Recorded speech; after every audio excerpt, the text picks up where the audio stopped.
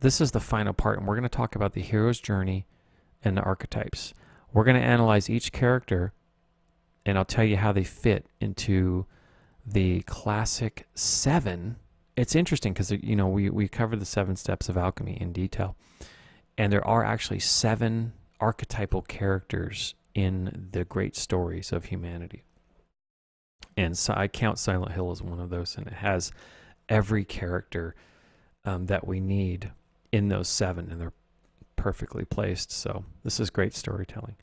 So this is the final part, and this is the hero's journey and the archetypes, and we're going to explain the components of the hero's journey and how it maps to Silent Hill, and then we're going to explain each character and how they appear through how their character archetypes, right? An archetype is kind of an archetypal character is a character that is you can identify deeply with, and there are characters that appear in story after story, and they're actually roles that we can all take in our lives too, and that's why we can relate to all these characters on some level.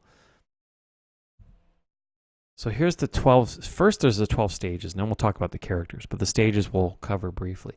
There's 12 stages of a hero's journey. Okay, the journey begins in the ordinary world. Okay, and it goes into the special world and back again. So we know that, you know, when Harry and Cheryl first go to Silent Hill, they're in the normal world, right? But very quickly, Harry goes into the other world. He's entering the unconscious, right? So he's going into the special world. That's just the generic term for it. And then he comes, you know, he goes through this whole process, this alchemical journey, and all of these trials and tests, and he comes back again. The call to adventure is the next step, and that disrupts the ordinary world. So Alessa and her astral projection sort of sets that into motion for Harry. And that lays a quest in front of the hero, of course, being Harry. So the hero refuses the call initially because of fear. And what I'm describing here in this 12 stages is just the classic. All of the great stories are like this. All of the great stories have these elements. Harry wakes up in that restaurant and he's just freaked out. He's fearful, right? And he's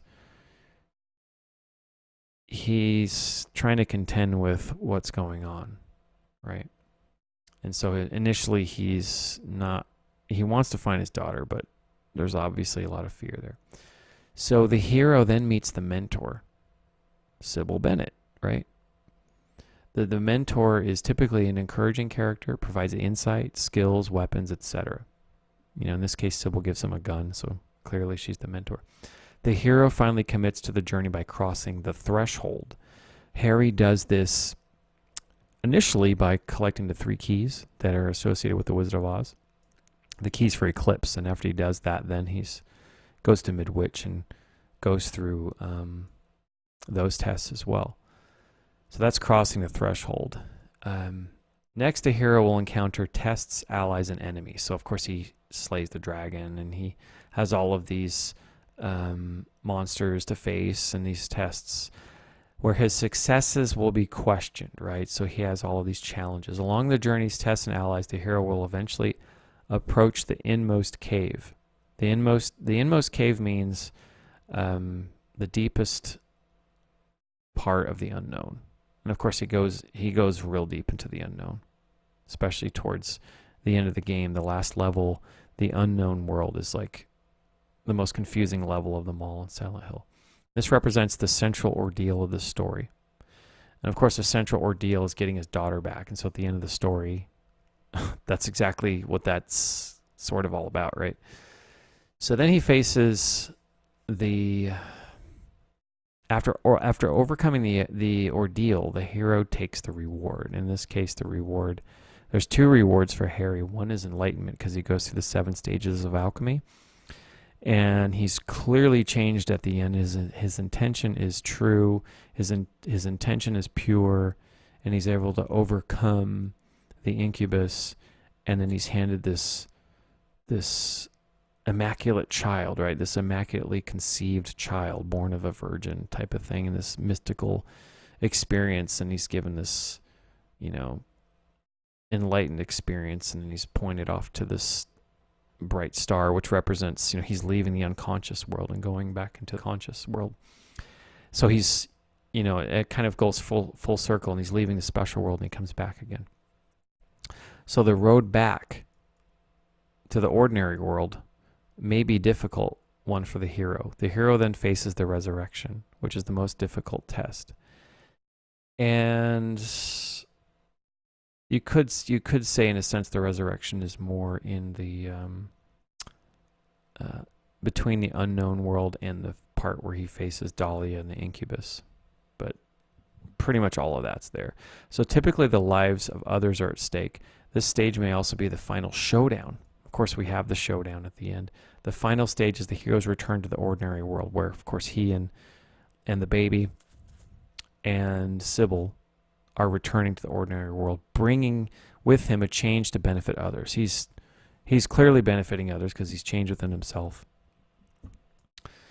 So here's the 7 archetypal characters. I'm going to start with the hero.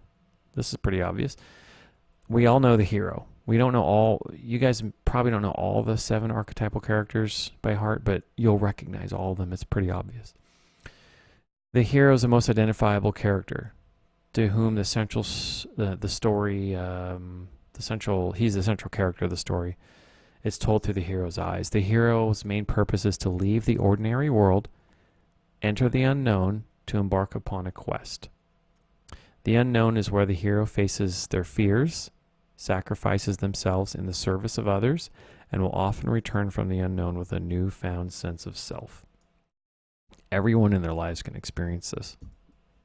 And we've all played these characters at one time or another. And if we haven't yet, it only means we haven't because we're not old enough yet. But as you get older, you will have played all of these characters at one time or another in some way. The next character is the mentor. This character is a helper to the hero. The mentor will often appear at times when the hero is desperately trying to make sense of their situation.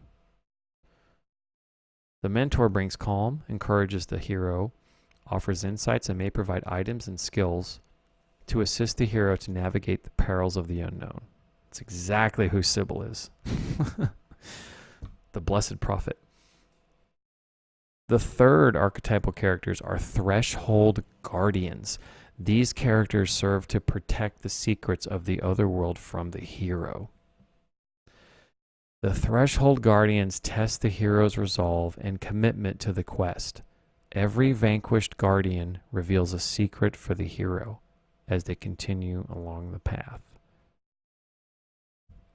There's no mistake who the threshold guardians are. The fourth archetypal character is the Herald. This character announces the coming of significant change and makes appearances at any time throughout the hero's journey. I mean, Alessa walking into the green lion devouring the sun. That's the middle point of the game and the middle point of the alchemical process. I mean, it's so telling. So obvious. The Herald often appears in the beginning of the story to signal the call to adventure. And of course, she does in her astral projection. Such is the case with Alessa triggering the car accident, causing Harry's initiation into the underworld. So the Herald actually is responsible for bringing the hero into the story. And this is exactly Alessa's role, right? The Shapeshifter. I love this one. This is perfect. The fifth archetypal character is the Shapeshifter. The mask of this character serves to mislead the hero, right? The Shapeshifter hides their true intentions and loyalties. It is only toward the end of the game that Lisa Garland realizes what she has become. I mean, whoa. She's totally that character. She's that archetype. The sixth archetypal character is the Shadow. This character represents the hero's darkest desires, greatest fears, or the qualities which the hero rejects in himself. Remember, when... Wow! Thanks, Chris. And thank you, Zombie Queen, for the nice comment. Remember, when Harry Mason first meets Dr. Kaufman, it's his shadow self he's meeting, right? And these are definitely the qualities the hero rejects in himself. So there's no doubt that Dr. Kaufman's playing the archetypal character of the shadow. You could also call him, like, in the superhero movies, you have a nemesis. You have Spider-Man and you have Venom. Venom is the archetypal shadow, right? And of course, Spider-Man is obviously the hero. You can find these. So in any really good stories, you can find all 7 of these characters in the greatest stories. Harry Potter and Star Wars and a lot of superhero movies, and old stories and new stories. Every kind of story. So the shadow may indeed have redeeming qualities, which he does. He's not entirely bad. He may not be, there are some points where he actually helped Harry, but the shadow will likely resemble the hero in certain ways. And he kind of does too, right? I felt an intuitive kind of connection between Harry and Dr. Kaufman. And I know that Dr. Kaufman is definitely the shadow of Harry. That's pretty obvious. We can all recognize that now. Number 7. The 7th archetypal character is the Trickster. This character turns the ordinary world into chaos or the unknown with their words and actions. The Trickster can say seemingly cryptic or absurd things like, my mother will, or my daughter will, be the mother of God, right? They could say seemingly cryptic or absurd things and may offer assistance or even ridicule in strange ways that are not clearly understood.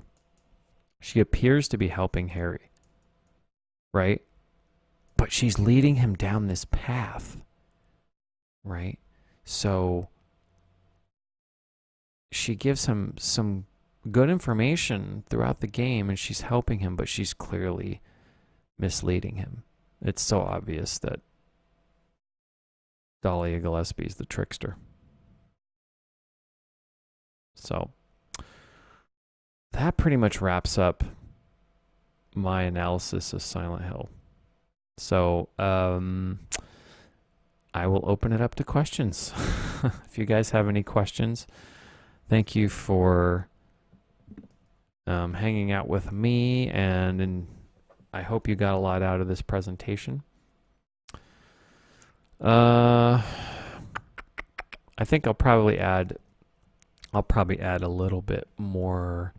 I think this is a good summary for the presentation, but I think I might add a little bit more of a summary and expand upon this a little bit. But this is more or less my presentation in its entirety. So that was so amazing. Thanks, Zombie Queen. I appreciate it. Thank you, Chris. So, hey, I'm pretty good, Balls of Glory. Good to see you around, buddy. So detailed and intuitive. Thanks, Potatoes. Yeah, if you guys have any questions or anything, any comments, anything I missed or screwed up, I realize there's some things that that just occurred to me during this presentation, and there's some things that I need to fix that I noticed. But guys, thank you so much. I missed you guys. I will be back soon. We'll do more of this stuff. I'm gonna have this on VOD. I'm gonna put this on my YouTube. I'll divide it up in different parts.